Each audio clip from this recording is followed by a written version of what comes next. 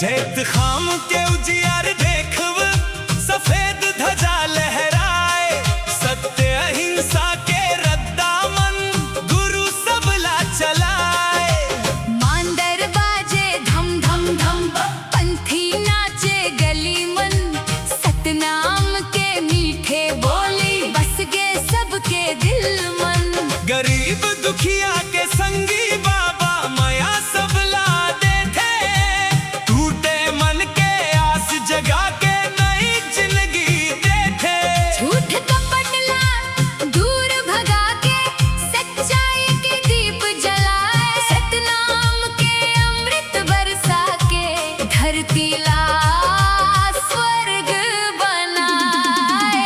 जय सतनाम जय सतनाम, मन खे एक समान, जय सतनाम जय सतनाम, यही गुरु के पहचान। जय सतनाम गूंजे चारों धाम, जय सतनाम, गुरु घासी बाबा के नाम।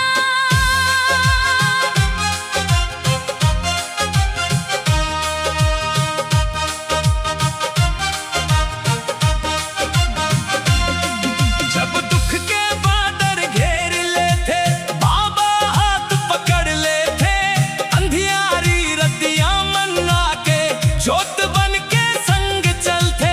मोर सोना मन मंदिर मन, भक्ति के फूल खिल गे, गुरु घासी बाबा के कृपाले सतनाम के ज्योत जल गे। ढोल मांदर जोर से बाजे, गांव गली झूमे रे।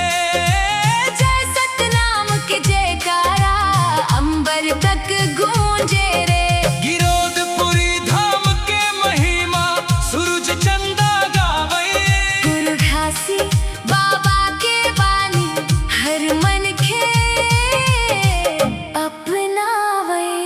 सतनाम के ज्योत जल गे, मोर अंधियारा मन हरख गे।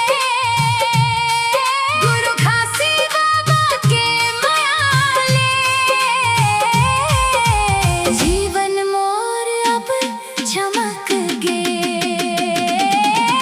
जय सतनाम मन खे एक समान, जय सतनाम, यही गुरु के पहचान।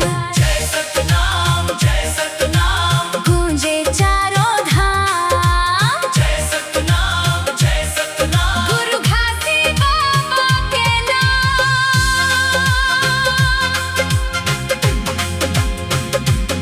जैत खाम के उजियार